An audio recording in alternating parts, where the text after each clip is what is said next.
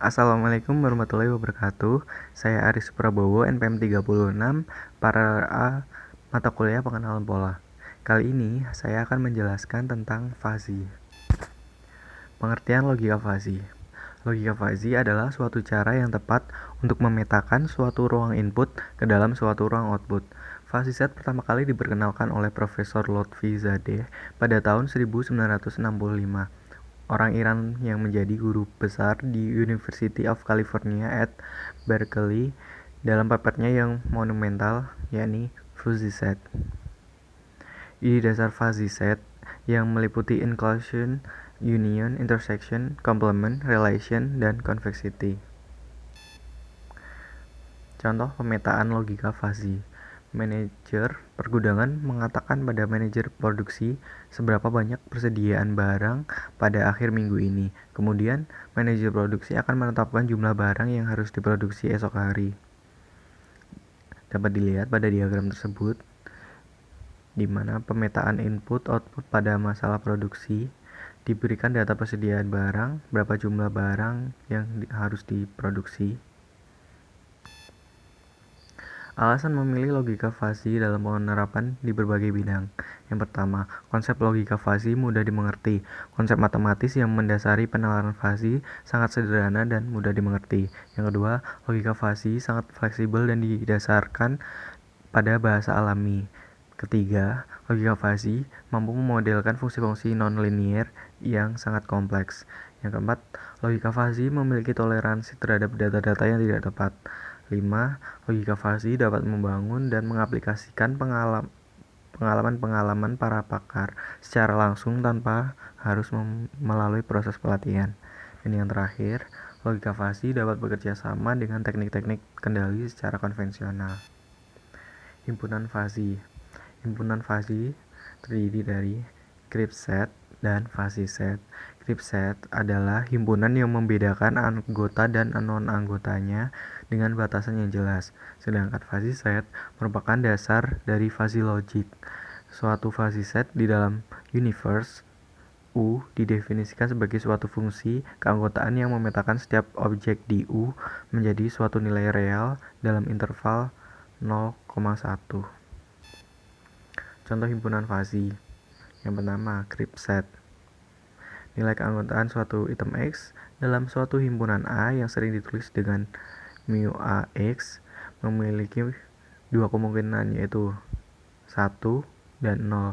1 berarti bahwa suatu item menjadi anggota dalam himpunan tersebut. 0 berarti bahwa suatu item tidak menjadi anggota dalam himpunan tersebut. Contohnya sebagai berikut.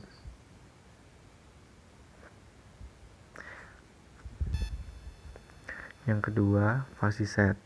Contoh dalam fuzzy set, misalkan X, angka-angka sebagai berikut adalah crypt set usia dalam satuan tahun, balita, dewasa, muda, tua adalah 4 fuzzy set yang merupakan subset dari X, sehingga didapatkan tabel sebagai berikut.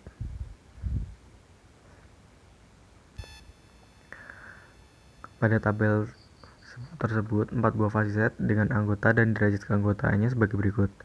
Balita tidak ada, dewasa sebagai berikut 20, 30, 40, 50, 60, 70, dan 80, di mana derajat keanggotaannya dinyatakan oleh sebagai berikut. Muda 5, 10, 20, 30, 40, 50, di mana derajat keanggotaannya dinyatakan sebagai berikut.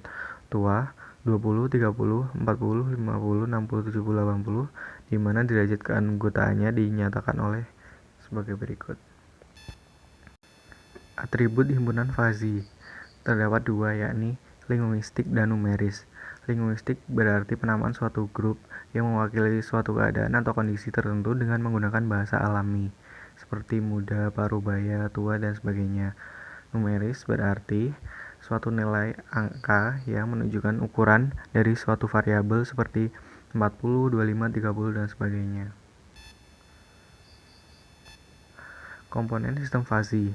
Variabel fuzzy merupakan variabel yang hendak dibahas dalam suatu sistem fuzzy seperti umur, temperatur, dan sebagainya. Himpunan fasi merupakan suatu grup yang mewakili suatu kondisi atau keadaan tertentu dalam suatu variabel fasi. Semesta pembicaraan merupakan keseluruhan nilai yang diperbolehkan untuk dioperasikan dalam suatu variabel fasi. Domain merupakan keseluruhan nilai yang diizinkan dalam semesta pembicaraan dan boleh dioperasikan dalam suatu himpunan fasi. Definisi fungsi keanggotaan fasi. Fungsi keanggotaan adalah suatu kurva yang menunjukkan pemetaan titik-titik input data ke dalam nilai keanggotaannya. Terdapat keanggotaan yang memiliki interval antara 0 sampai 1. Di dalam fasi sistem, fungsi keanggotaan memainkan peran yang sangat penting untuk mempresentasikan masalah dan menghasilkan keputusan yang akurat. Macam-macam fungsi keanggotaan fasi. Representasi linear, linear naik, linear turun, fungsi sigmoid, fungsi V, fungsi segitiga, dan fungsi trapesium. Fungsi representasi linear, linear naik. Kenaikan himpunan dimulai pada nilai domain yang memiliki derajat keanggotaan 0 bergerak ke kanan menuju nilai domain yang memiliki derajat keanggotaan lebih tinggi. Bisa dilihat pada diagram sebagai berikut. Fungsi representasi linear selanjutnya yakni linear turun. Garis lurus dimulai dari nilai domain dengan derajat keanggotaan tertinggi pada sisi kiri, kemudian bergerak menurun ke nilai domain yang memiliki derajat keanggotaan lebih rendah. Bisa dilihat pada diagram tersebut. Selanjutnya fungsi sigmoid. Sesuai dengan namanya, fungsi ini berbentuk kurva sigmoidal seperti huruf S. Setiap nilai X anggota group set dipetakan ke dalam interval 0,1. Berikut diagramnya. Selanjutnya fungsi P. Pada fungsi keanggotaan ini hanya terdapat satu nilai X yang memiliki derajat keanggotaan yang sama dengan 1, yaitu ketika X sama dengan C. Nilai-nilai di sekitar C memiliki derajat keanggotaan yang masih mendekati 1. Berikut diagramnya. Selanjutnya fungsi segitiga. Sama seperti fungsi V, pada fungsi ini juga terdapat hanya satu nilai X yang memiliki derajat keanggotaan yang sama dengan 1, yaitu ketika X sama dengan B. Tetapi nilai-nilai di sekitar B memiliki derajat keanggotaan yang turun cukup tajam menjauhi 1.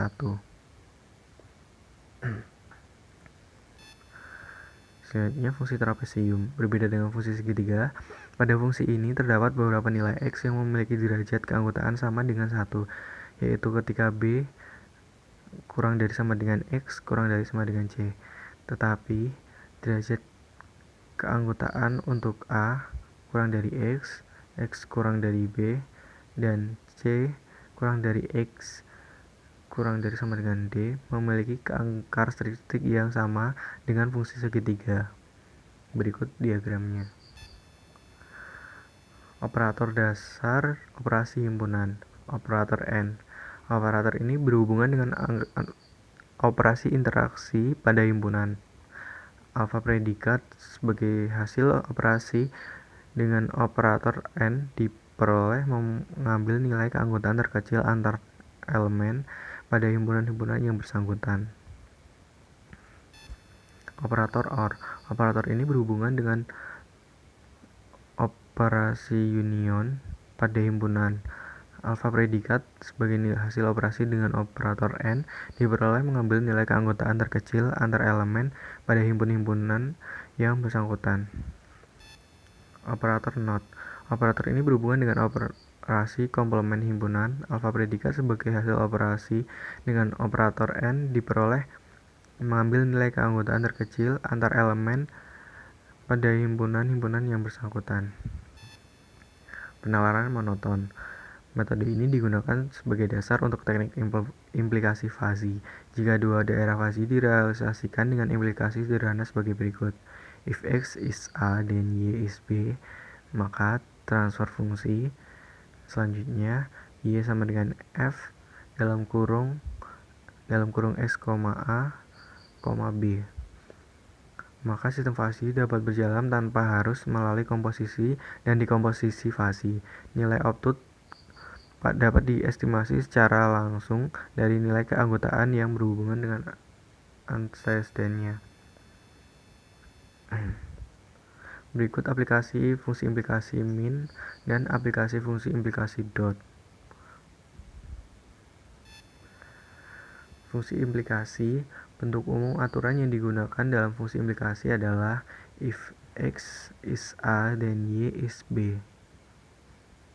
Dengan X dan Y adalah skalar, A dan B adalah himpunan fasi, proposisi yang mengikuti if disebut antecedent, proposisi yang mengikuti then disebut konsekuen. Komponen fungsi implikasi, min dan dot, minimum dan produk. Fungsi minimum, fungsi ini akan memotong output himpunan fasi. Fungsi dot akan menskala output himpunan fasi. Inferensi fasi, yaitu melakukan penalaran menggunakan fasi input dan fasi rules yang telah ditentukan sehingga menghasilkan fasi output. Secara sintaks, suatu fasi rule dituliskan sebagai berikut: if antecedent then consequent. Metode aturan inferensi fasi, terdapat metode Tsukamoto, metode Mamdani, dan metode Sugeno. Metode Tsukamoto, setiap konsekuen pada aturan yang berbentuk if then harus direpresentasikan dengan suatu himpunan fasi dengan fungsi keanggotaan yang monoton. Sebagai hasilnya, output hasil inferensi dari tiap-tiap anggota diberikan secara tegas berdasarkan alfa predikat. Hasil akhirnya diperoleh dengan menggunakan rata-rata berbobot. Metode Mamdani, sering dikenal dengan nama metode Max-Min. Metode ini diperkenalkan oleh Abraham Mamdani pada tahun 1975. Tahapannya untuk mendapatkan output sebagai berikut: pembentukan himpunan fasi, aplikasi fungsi implikasi, komposisi aturan, dan penegasan derivasi, meliputi metode centroid, metode bisector, metode mean of maximum, metode large of maximum, metode small of maximum. Metode Sugeno, penalaran ini hampir sama dengan penalaran Mamdani. Hanya saja output atau konsekuen sistem tidak berupa himpunan fasi, melainkan berupa konstanta atau persamaan linier. A. Model fasi Sugeno ordinal sebagai berikut, dengan AI adalah himpunan fasi ke I sebagai antecedent, K adalah konstanta tegas sebagai konsekuen, dan B. Model fasi Sugeno order 1 sebagai berikut, dengan AI adalah himpunan fasi ke I sebagai antecedent, PI adalah himpunan suatu konstanta ke I, Q merupakan konstanta dalam konsekuen. Database fasi, sebagian besar basis data standar diklasifikasikan berdasarkan bagaimana data tersebut dipandang oleh user dan menggunakan query untuk mencari data yang diinginkan. Namun terkadang dibutuhkan suatu data yang bersifat ambiguous, maka digunakan basis data fasi. Salah satu di antaranya adalah model Tahani. Basis data fasi model Tahani masih tetap menggunakan relasi standar, hanya saja model ini menggunakan teori himpunan fasi untuk mendapatkan informasi pada query-nya. Studi kasus logika fasi. Aplikasi pemilihan sekolah di Kota Jember menggunakan logika fasi berbasis mobile. Perancangan sistemnya sebagai berikut. Kriteria pemilihan sekolah menggunakan variabel fasi, meliputi kriteria uang pangkal, uang bulanan, dan jarak ke sekolah. Variabel non-fasi meliputi prestasi sekolah, status sekolah, jenis sekolah, akreditasi sekolah, lama belajar, batas tampung kelas, ketersediaan sekolah, fasilitas sekolah, dan skala ekstrakurikuler. Kegiatan ekstrakurikuler. Himpunan fasi untuk variabel harga. Himpunan fasi untuk variabel harga meliputi murah, sedang, dan mahal. Himpunan ini digunakan untuk mencari derajat keanggotaan, kriteria uang pangkal, dan uang bulanan. Fungsi keanggotaannya sebagai berikut. Himpunan fasi untuk variabel harga didapatkan hasil sebagai berikut, dengan variabel A, B, dan C merupakan variabel yang menyimpan nilai batas harga yang diinputkan oleh user. Murah, sedang, dan harga sebagai berikut. Berikut contoh hasilnya. data sekolah, dari nama sekolah, nama uang pangkal, uang SPP, panjang jarak sebagai berikut, nilai batas, nama batas, nilai batas keterangan sebagai berikut, dan perhitungan first strength, nama sekolah, sedang, dekat, first strength sebagai berikut. Derajat keanggotaan untuk sekolah dengan uang pangkal sedang dan jarak ke sekolah dekat. Penentuan hasil akhirnya sebagai berikut. Setelah dilakukan perhitungan, dapat dilihat bahwa SDN Jember Lor 4 memiliki nilai fire strength tertinggi. Jadi hasil pencarian tersebut adalah SDN Jember Lor 4. Pertanyaan untuk reviewer, jelaskan 3 perbedaan metode inferensiasi. Sekian presentasi dari saya, kurang lebihnya mohon maaf. Wassalamualaikum warahmatullahi wabarakatuh.